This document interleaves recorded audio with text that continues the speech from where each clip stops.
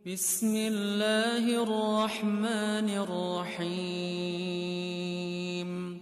Assalamualaikum. Jangan lupa like, comment, and subscribe. Bye. Bismillahirrahmanirrahim. Assalamualaikum warahmatullahi wabarakatuh. Alhamdulillahi rabbil alamin. Wassalatu wassalamu ala asyrafil anbiya'i wal mursalin wa ala alihi wa ashabihi ajma'in. Raditu billahi rabba wa bil islami dina wa bi muhammadin nabiyya wa rasula. Rabbi syrah li sadri wa yassir li amri wahlul 'uqdatam min lisani yafqahu qawli. Allahumma ja'al jam'ana hadha jam'an marhuma wa tafarruqana min ba'dihi tafarruqan ma'suma. Kaum muslimin dan muslimat sidang jamaah subuh yang dirahmati Allah, kita masih pada kitabul fadail, masih pada fadilah-fadilah. Jadi kita sekarang sudah menuju pembahasan tentang babu fadli qiyamil lail, tentang bangun qiyamul lail. Nyan kepunya ya napa? Bangun malam itu untuk apa? Ada dalilnya enggak? Ada hadisnya enggak? Ya. Ini kita mengutip surah Al-Isra ayat 79. A'udzu billahi minasyaitonir rajim. Bismillahirrahmanirrahim. Wa minal laili fatahajjad bihi nafilatan lak asa ay yab'atsaka rabbuka maqaman mahmuda. Kita mengambil nanti ada pendapatnya Ibnu Abbas menyikapi ayat ini. Jadi kalau terjemahannya begini, wa minal laili fatahajjad bihi nafilatan lak. Kalau bisa sebahagian malam itu, kata Allah. Oh tidak sanggup, enggak usah ya, enggak usah. Ini kalau bisa Allah mengajak kita, ini namanya petunjuk bayani namanya. Jadi mengajak kita, mau enggak kamu? Wa minan laili fatahajjad bihi. Untuk apa tahajud itu? Nafilatan lak. Nafilah itu artinya tambahan. Jadi kita sudah sudah bekerja, ada kerja tambahan lagi, Pak. Ya. Berarti kalau ada kerja tambahan, ada reward lagi, reward tambahan. Ya. Mau enggak itu? Kalau kamu lakukan itu, asa ayyab'atsaka rabbuka maqaman mahmuda. Ini asa ini itu masuk ke dalam taraji, Pak. Jadi gaya bahasa taraji. Kalau kamu mau hasilnya begini, kata Allah. Kalau kamu mau tanam padi model begini, nanti hasilnya begini. Kalau enggak mau, ya sudah ya, Pak. Jadi apa maksud ya ba'atsaka rabbuka maqaman mahmuda? Kalau di dalam terjemahan, mudah-mudahan Allah membangkitkan kamu dalam keadaan terhormat. Kita mengambil tafsir Ibnu Abbas karena salah satu penafsir yang mau mengomentari kalimat ya ba'atsaka rabbuka maqaman mahmuda, salah satunya Ibnu Abbas. Apa kata Ibnu Abbas? Kalau kita sering salat tahajud, nanti waktu di padang mahsyar diberikan hak kepada kita, kata Ibnu Abbas, untuk menolong, memberikan syafaat kepada orang yang paling kita cintai. Kitanya mencintai anak je tak tolong, Pak. Kita mencintai istri bisa kita tolong, suami bisa kita tolong, kerabat bisa kita tolong. Gara-gara apa? Salat tahajudnya, Pak. Maknanya orang lain saja bisa kita tolong, apalagi kita sendiri, Pak. Drojit berarti apa namanya, bisa menolong kitanya, Pak. Ya, jadi orang lain bisa kita tolong, apalagi kita sendiri. Ini ada hadis Abi Hurairah.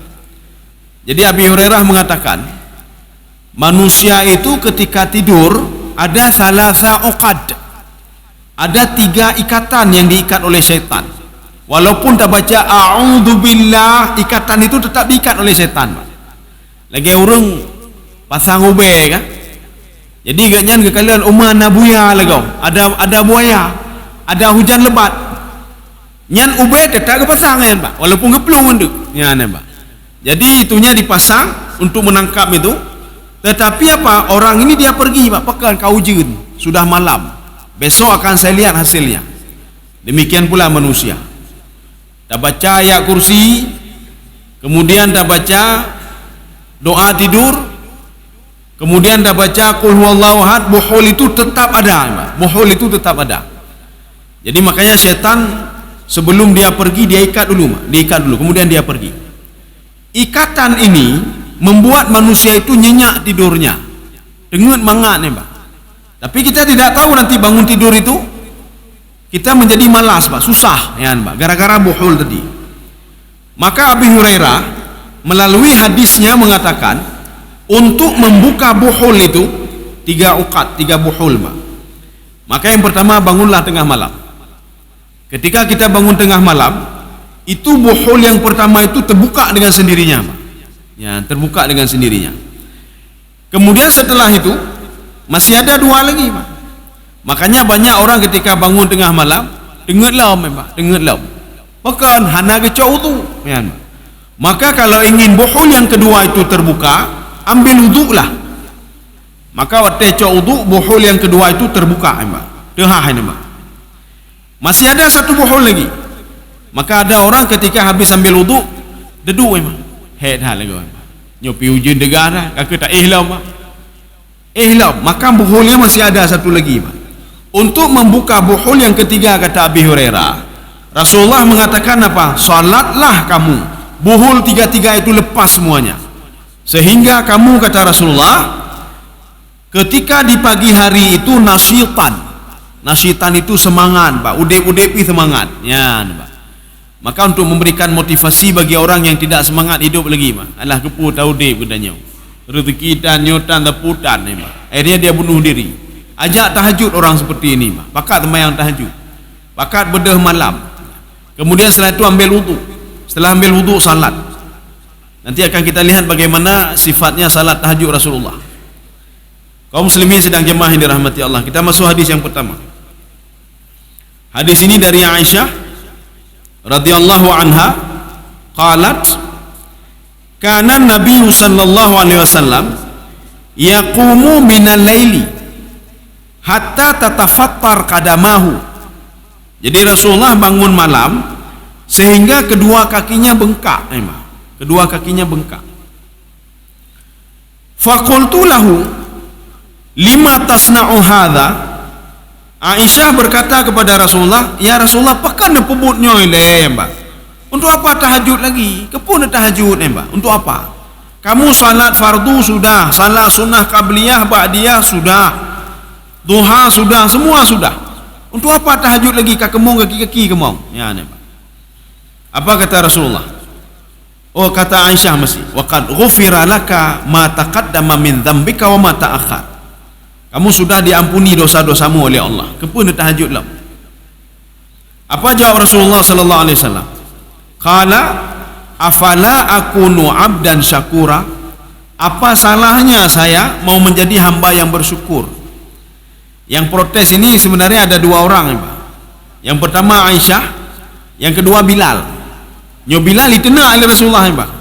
Kalau Aisyah cuma Rasulullah katakan afala akunu abdan syakura. Kalau Bilal kan masjid sama rumah Rasulullah kan dekat, gejak-jak ali kat sawuli, Pak. Rasulullah sedang salat kepun semayang Rasulullah yang getena, Pak. Getena Bilal oleh Rasulullah sallallahu alaihi wasallam. Muttafaqun alaihi. Hadis ini diittifaq oleh 2 ulama, Pak, Imam Bukhari dan Muslim. Maka kalau kita melihat muttafaqun alaihi, ini maknanya apa? Ittafaqa alaihi al-Bukhari wa Muslim. Ini dua-dua hadis ini disepakati oleh Imam Bukhari, Muslim, lafadznya seperti ini. Maka kalau kita ingin melihat, ingin membanding-bandingkan, nanti coba beli kitab Imam Al-Bukhari hadisnya dan beli kitab Imam Muslim. Hadis ini ada pada 2 kitab ini dengan lafadz yang sama, tidak berbeda. Itu maksud muttafaqun alaihi. Ya, yang menyodakkanlah hadis nanti muttafaqun alaihi. Jangan kita berpikir disepakati oleh ulama lain. Tidak, Bukhari dan Muslim saja. Nanti kalau Imam Nasai nanti sudah berbeda lagi. Nanti hadis Ibnu Majah sudah berbeda lagi, ya, Pak. Sudah berbeda lagi. Hadis yang kedua, wa an Ali radhiyallahu anhu.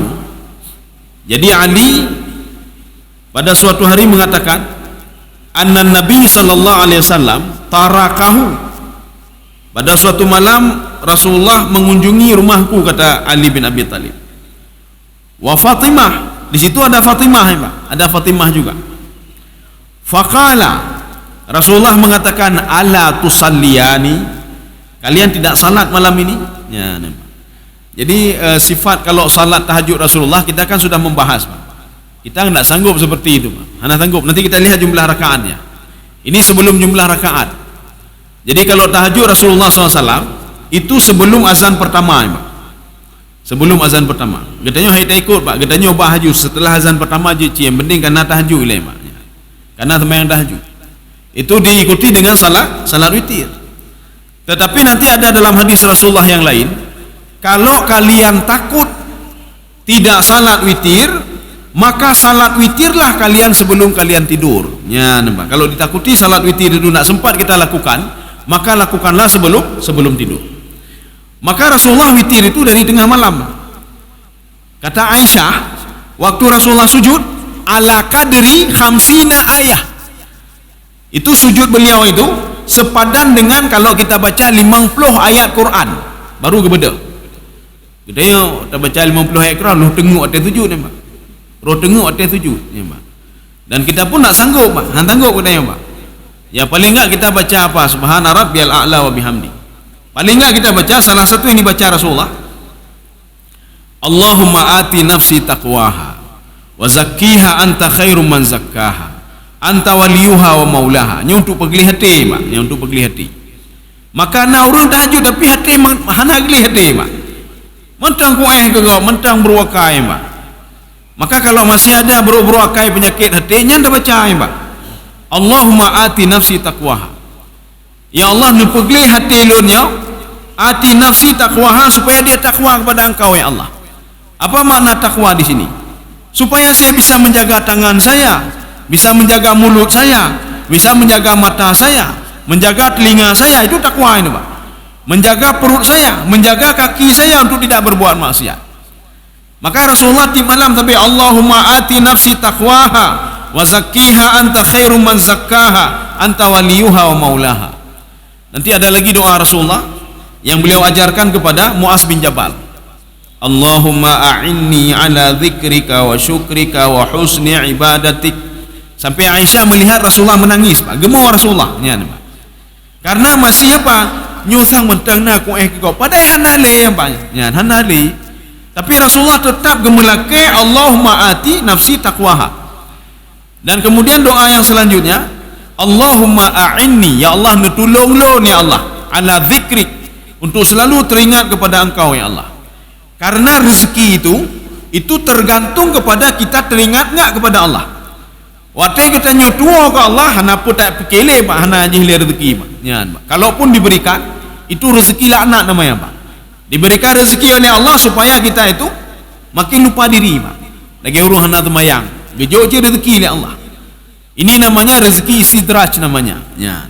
Membuat mereka lupa diri. Kaum muslimin sedang jemaah dirahmati Allah. Maka salah satu doa binatang, tatkala sudah diberikan rezeki oleh Allah, kata binatang itu, Alhamdulillahilladzi la yansa man dzakarahu. Terima kasih Allah, Engkau tidak pernah lupa kepada makhlukmu yang terus teringat kepadamu ya Allah, berzikir kepadamu. Ya. Jadi menyuruh katanya sabai-sabai teringat ke Allah, Allah teringat je katanya Pak. Tapi menyuruh hana teringat, maka Allah mengatakan, puji urus jurau ke dia. Ya. Urus saja dirimu sendiri. Maka kalau kita teringat kepada Allah, fadhkuruni adzkurkum. Ya, kalau kamu ingat saya juga ingat kepadamu. Kaum muslimin sedang jemaah yang dirahmati Allah. Ini yang pertama. Yang kedua, itu ketika rukuk Rasulullah itu juga panjang rukuknya, Pak. Rukuknya juga panjang. Kita melihat sekarang tapi tidak terdeteksi ya, belum terdeteksi lagi apa yang dibaca Rasulullah. Tapi ada sahabat kan tidak mungkin berbuat begitu saja tanpa ada arahan Rasulullah. Sahabat ketika rukuk setelah membaca subhana rabbiyal azimi wa bihamdi, beliau membaca ya Hannan ya Hannan ya Hannan ya, ulang-ulang lagi Pak. Apa makna ya Hannan? Hannan itu kalau ada seorang ibu ya, dia punya anak kandung, dia tidak mau anak kandungnya itu disakiti oleh orang lain Pak. Ini namanya sifat hanin seorang ibu, kasih sayang seorang ibu. Makanya ketika anak sakit, gejak gak kalian gak tahu mbak.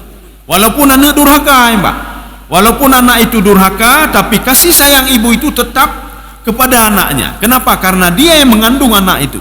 Ini namanya hanin namanya mbak. Ketika seorang hamba dia rukuk memanggil ya Hanan, itu artinya apa? Ya Allah yang sayang kelon, hana mungkin rana pebiulun baik binan mentah, hana mungkin ya Allah. Hana mungkin kau biarkan saya begitu saja ya Allah. Ya mbak. Ya Hanan, ya Hanan, ya Hanan. Ya. Ini juga salah satu panggilan penduduk neraka ketika dibakar dalam neraka ya mbak. Ini bisa kita lihat di dalam kitab Al-Muwatta punya Imam Malik. Jino kita Al-Muwatta karena terjemahan.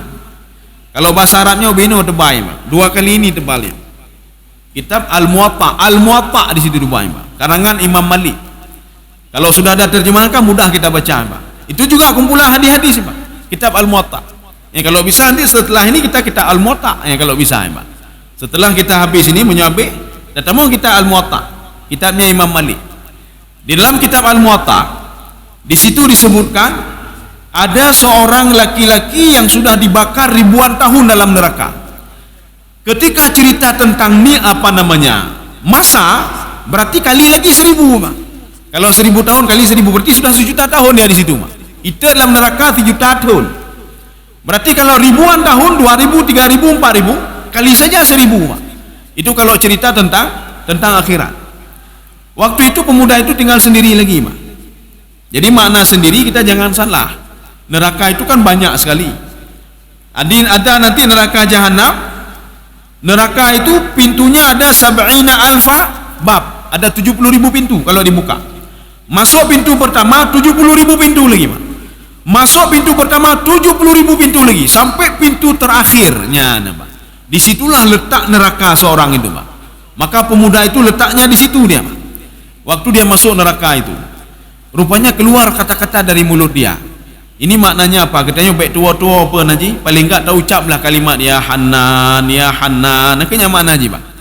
Lagi si Droane yang memelas kepada ayah dan ibunya. Wahai ayah ne tolong lon ya, Pak. Nyo ki bancara tengok peng kuliah berpayu ya, Pak. Ya, memelas Pak. Ini begitu juga ya Hanan. Itu diucapkan oleh seorang pemuda, ada nanti dalam kitab Al-Muwatta. Waktu itu nak sanggup lagi dia tahan azab neraka itu, Pak. Sehingga keluar kata-kata dari mulutnya, ya Hanan, ya Hanan. Rupanya direspon oleh Allah. Maknanya apa? Dia saja yang sudah masuk ke neraka, dia keluarkan kalimat ya Hanan, direspon oleh Allah. Apalagi kita, Pak. Kita nyawa urun semayang, Pak. Urun semayang walaupun ada tahajud, Pak. Dan nyawa dah semayang fardu hana tinggal, Pak. Tiba-tiba kita minta kepada Allah, kan nggak mungkin nggak direspon oleh Allah Subhanahu Wa Taala. Hana mungkin hanya direspon, Pak. Tapi kalau bisa, itu yang panjang ketika ruku dan panjang ketika sujud, itu jangan ketika salat jamaah, Pak. Jadi susah makmum mandi. Jadi ketika ruku Allahu Akbar, ribha imamnya lagu, tengok hanali ko imamnya, langsung dah farah aju, pekan panjang dah. Kemudian ketika ruku begitu juga. Jadi maka kalau mau ruku yang lama dan sujud lama, bangunlah salat tahajud. Oh, lu sembahyang tahajud. Enggak usah tahajud boleh juga. Atau salat apa misalnya, ya, Pak. Sembahyang sunat, ya, Pak. Cocok wudu, salat sunat wudu. 2 rakaat. Nanti akan kita bahas juga salat sunat wudu, apa itu salat sunat wudu. Kaum muslimin sedang jemaah yang dirahmati Allah. Rupanya ketika pemuda ini mengatakan ya Hanan, ya Hanan, Allah menyuruh kepada malaikatnya, wahai malaikatku, ada yang sedang memanggilku. Coba kamu respon dia sebentar. Kamu ambil dia. Masuk malaikat, melihat ada batu besar, Pak. Diangkat batu besar itu, rupanya ada ular lagi, Pak. Ini maknanya apa? Setiap orang itu dia ada ular di setiap nerakanya, pasti ada ular, ya, Pak. Setelah dilepas ular itu, rupanya rantai melilit tangan dia ke belakang, Pak. Kalau kita ini ditangkap di KPK jarau liku, Pak. Ya, jarau liku. Pintunya kata neraka jarau liku, Pak. Seperti penjajah Belanda, ya, Pak. Diikat urung liku, ya, Pak. Seperti itulah nanti seorang ketika dimasukkan ke dalam neraka, ya, Pak. Kemudian setelah itu ada 2 rantai. Khudhuhu faghulluhu. Khudhuhu faghulluhu. Ghullun itu apa? Ikat tangan ke belakang. Kemudian rantai yang kedua, fi silsilatinnya dzar'uha 70 dzira'an fasluku. kemudian masukkan rantai ke mulutnya. Demam rantai, Pak. Kalau Ibnu Abbas mengatakan dari duburnya dimasukkan, Pak. Kemudian muncul ke mulutnya. Kalau tadi dari mulutnya ke duburnya, kemudian rantailah seluruh tubuhnya, kata Allah. Kemudian rantainya nanti merah-rah ulikat, Pak, ketika dia masuk ke neraka, Pak. Rantai ini dilepas oleh malaikat, Pak. Dilepas oleh malaikat. Kemudian malaikat membawa dia ke depan Allah Subhanahu wa taala. Allah bertanya, "Ada apa kamu memanggil saya?" Bahkan helun, ya, Pak. Apa jawab pemuda tadi? "Saya tidak tahan, sudah ribuan tahun kau bakar saya, ya Allah. Lun kajira, ya Allah." Ya, Pak. Betul lun hana lun tembayang. "Lun kajira, ya Allah, ampuni dosa saya." Apa kata Allah? Tidak. Tidak saya ampuni. Udkhulun nar. Masuk ke neraka lagi, balik ke neraka. Pemuda ini balik, Pak. Dia balik. Kemudian apa? Dia balik lagi mukanya. Dia tahu Allah itu Ar-Rahman Ar-Rahim. Allah Maha Pengampun. Dia mengulangi lagi, "Ya Hanan, ya Hanan." Berapa kali dia ulang? "Kamu mau apa?" kamu kata Allah. "Saya mau masuk ke dalam surga dan tidak mau lagi neraka." "Tidak boleh," kata Allah. "Masuk ke neraka sana," kata Allah. Sampai ketiga kali dia ulang lagi, Pak. "Ya Hanan, ya Hanan." Ketika itu dipanggil oleh Allah Subhanahu wa taala. Allah mengatakan di depan malaikat, "Kalian sebagai saksi, wahai malaikat, pemuda ini sebentar lagi saya masukkan ke dalam surga, bukan gara-gara amal ibadahnya, hansip amal ibadah. Wah, amal ibadah ni temayangkan teputan ni, Pak. Hana tepu-tepu ibu-ibu, Pak. Tetapi karena dia sudah memanggilku sampai 3 kali mengulang-ulang, Pak. Dia memanggil sifatku, memanggil asmaku, ya Hanan, ya Hanan. Saya ampuni dosa dia. Sekarang bawa dia masuk ke dalam surga. Sebelumnya mandikan dulu dia."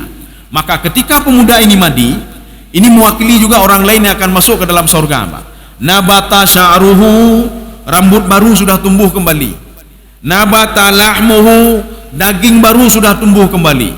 Maka daging seorang yang ketika dia masuk ke dalam surga bukan daging yang dibakar ketika di neraka, Pak. Tidak. Daging yang dibakar ketika di neraka adalah daging yang beraktivitas ketika di dunia. Waktu dunia pun naik pengegap, Pak. Yang kenyanya itu oleh Allah, Pak. Apakah tangannya ada berbuat maksiat? Itulah yang dibakar oleh Allah Subhanahu wa taala. Makanya seorang ketika dibangkitkan di padang mahsyar, itu dia dibangkitkan dengan tangan yang sama, dengan perawakan yang sama, dengan tulang yang sama, daging yang sama, tidak berubah sedikit pun, hana berubah, membacut dan berubah, Pak. Jadi makanya nanti hati-hati sama tangan ini, Pak. Dia akan menjadi saksi kita di padang mahsyar. Maka kalau ingin dapat kelebihan-kelebihan, maka salat tahajudlah, ya.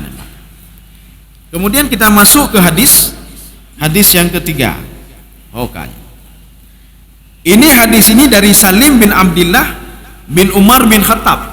Rupanya ada hadis juga dari Umar bin Khattab, Pak, tentang salat malam. Anna Rasulullah sallallahu alaihi wasallam qala, Rasulullah bersabda, "Ni'mar rajulu Abdullahi law kana yusalli minal laili." Sebaik-baik laki-laki itu, sebaik-baik hamba Allah, sebaik laki-laki itu adalah hamba Allah. Tapi dengan syarat, kata Rasulullah, dia bangun malam. Walaupun dia hebat sekali, hana bedah malam, hana hebat, kata Rasulullah. Tidak hebat dia. Tapi bagaimana cara harus bangun malam, kata Rasulullah. Bahkan di dalam tafsir Ibnu Abbas, apa kata Ibnu Abbas? Ibnu Abbas menganjurkan begini, kalau ada waktu, menyunawate, Pak. Hana wate kakek, hana bupu, Pak. Kalau ada waktu, sisihkan sedikit saja waktu malam untuk baca Quran, Pak. Sedikit saja, Pak.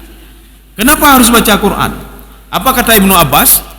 Qiraatul Qur'ani lailan anfa'u wa yu'athirul qulub. Ya, nih, Pak. Kalau baca Quran itu di waktu malam walaupun sedikit, itu manfaatnya luar biasa, Pak. Dan memberikan pengaruh yang sangat besar sekali bagi hati ini, Pak. Menyobengah dah baca Quran 7 2 juh dah baca, tapi ada pengaruh tepu, Pak. Tapi coba baca malam hari. Tetapi dengan syarat kita pahami apa maknanya dulu, Pak. Kita pahami maknanya dulu. Dan setelah itu apa kata Ibnu Abbas? Akan memberikan pengaruh bagi hati, kata Ibnu Abbas. Apalagi salat malam, Pak. Ini hadis ini juga muttafaqun alaihi, Pak. Hadis ini disepakati. Di dalam hadis Imam Al-Bukhari ada, di dalam hadis Muslim juga ada. Kemudian selanjutnya, ya ini hadis pokoknya. Hadis dari Abdullah bin Amru bin As. Hadis dari Abdullah bin Amru bin As. As bin Wa'il, dia seorang pembangkang. Tapi dia punya anak seorang yang patuh dan taat kepada Allah. Dia punya cucu seorang yang patuh pada Allah dan meriwayatkan hadis ini, Pak. Nyo cucu As bin Wa'il yang dia mengatakan kepada Rasulullah sallallahu alaihi wasallam ketika di Masjidil Haram, anta abtar ya Muhammad. Kamu laki-laki enggak bisa diuntung. Kamu pembawa sial ya Muhammad. Sehingga turun ayat inna syani'aka huwal abtar. Nyanthoyan As bin Wa'il. As bin Wa'il yang mendatangi Rasulullah dari Mekah menuju Madinah. Apa kata As bin Wa'il? As bin Wa'il nyo lagi nyo kiban selaji.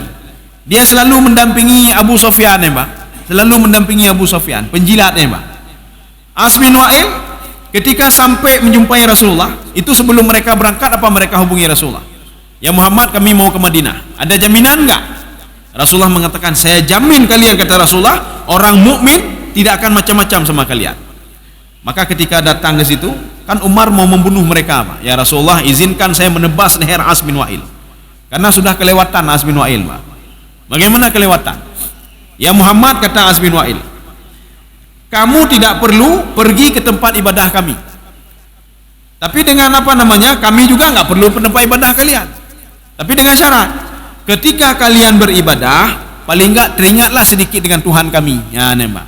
Teringat sedikit dengan Tuhan kami. Terima kasih.